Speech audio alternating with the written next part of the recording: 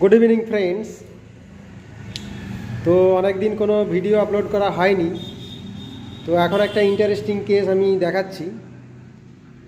তো এই মেয়েটির বয়স 20 বছর। তো এর মেন সমস্যা হচ্ছে সেকেন্ডারি ইনফার্টিলিটি। এটা হচ্ছে মেন সমস্যা। তো ওর বিয়ে হওয়ার 1 বছর পরে একটা প্রেগনেন্সি এসেছিল, কিন্তু 4 মাস থাকার পরে সেটা অ্যাবর্শন হয়ে যায়। তারপরে আর কোনো প্রেগনেন্সি আসছে না, আজকে প্রায় 1 বছর হলো। এটা হচ্ছে এর মেন সমস্যা, এই জন্য আমার কাছে এসেছে। এছাড়াও এর অন্যান্য সমস্যার মধ্যে একটু মাথা ঘোরায়, দুর্বলতা রয়েছে। তো এই হচ্ছে এর সমস্যা। আর মেন্সটা ইরেগুলার হতো এবং দেরিতে হতো, লেটে হতো। ডিউরেশন 7 days, 7 দিন থাকতো, এবং পেনফুল ডিসমেনোরিয়া, পেনফুল মেনস্ট্রুয়েশন। এর মেনার্কি একটু লেটে হয়েছে, 14 বছর বয়সে। আর মেন্স স্ক্যান্টি হতো, ইরেগুলার ছিল, পেনফুল ছিল, আর একটু লিউকোরিয়াল ডিসচার্জ, হোয়াইট ডিসচার্জ ছিল। এইটা হচ্ছে মেন সমস্যা। তো কেস টেকিং করে আমরা কি ওষুধ নির্বাচন করেছিলাম এবং এখন কীরকম আছে পেশেন্ট, কতটা ভালো আছে, কি কি সিমটমসগুলো ইমপ্রুভ করেছে সেটা আমরা জানবো। এর পাস হিস্ট্রিতে আমরা একটা সাপ্রেশন অফ স্কিন ডিজিজ ছিল, আর ফ্যামিলি হিস্ট্রিতে প্যাটার্নাল গ্র্যান্ডমাদার হাইপারটেনশন ছিল। শীত গরমের মধ্যে দুটোই বেশি, বোথ এক্সট্রিম। সহজে সর্দি কাশি লাগে না, পিপাসা খুবই কম, এবং জিভটা শুকনো ছিল।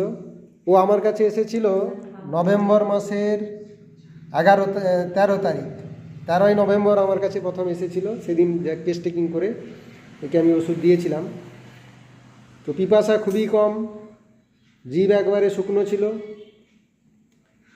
আর মেনস্ট্রুয়েশনের প্রবলেম তো বললাম। ডিজায়ার অ্যাভারশনের মধ্যে ও টক, লবণ এই সমস্ত খেতে পছন্দ করে, মাছ মাংস পছন্দ নয়, শাকসবজিটাই পছন্দ। আর অ্যাভারশান মিষ্টি একেবারে অপছন্দ। আর ফ্যাটি ফুড সহ্য হতো না, তৈলাক্ত খাবার, আটা ময়দা পরোটা, তৈলাক্ত খাবার সহ্য হতো না। এই সমস্ত সিমটমস ছিল। মাইন্ডের মধ্যে আমরা ইরিটেবিলিটি কিছুটা আছে, কিন্তু কনসোলেশনে অ্যামিলোরেশন, সহজে কান্নাকাটি করতো, eating disposition, sentimental, fear of darkness, fear of ghost, thunderstorm এবং স্নেকস, এই সমস্ত ছিল। তো এই সমস্ত সিমটমসের উপরে একে আমি প্রেসক্রিপশান করেছিলাম পালসেটিলা 0/123 দিনে 2 বার। আচ্ছা উর্মিলা, তুমি তো আমার কাছে একবার ওষুধ নিয়েছো। তো এই একবার ওষুধ খাওয়ার পরে এখন তোমার কোন দিক দিয়ে ইমপ্রুভমেন্ট, কোন দিক দিয়ে উন্নতি হয়েছে? 1 নম্বর হচ্ছে মাসিকটা তোমার অনেক দেরি করে হতো, ইরেগুলার হতো। তো 11 নভেম্বরের 3 তারিখে হয়েছিল, এবারে ডিসেম্বরে তোমার 6 তারিখে হয়েছে, তাই তো? তার মানে অনেকটাই রেগুলারের দিকে এসেছে। এবং যে পরিমাণে পেটের যন্ত্রণা হয়েছিল, এই ওষুধ খাওয়ার পরে পেটের যন্ত্রণা আগের থেকে কমেছে, তাই তো? আর যেটা সাদা স্রাব যেটা ছিল সেটাও অনেকটা কমেছে, লিউকোরিয়া কমেছে। তো আর ফিয়ার অফ ডার্কনেস, অন্ধকারের ভয়, ভূতের ভয়, বজ্রবিদ্যুতের ভয়, এই সমস্ত সমস্যাগুলো ছিল। তো সব দিক দিয়ে ইমপ্রুভমেন্ট হয়েছে, কিন্তু প্রেগনেন্সি এখনও আসছে না। তো আমাদের ওষুধ আরও কন্টিনিউ করতে হবে।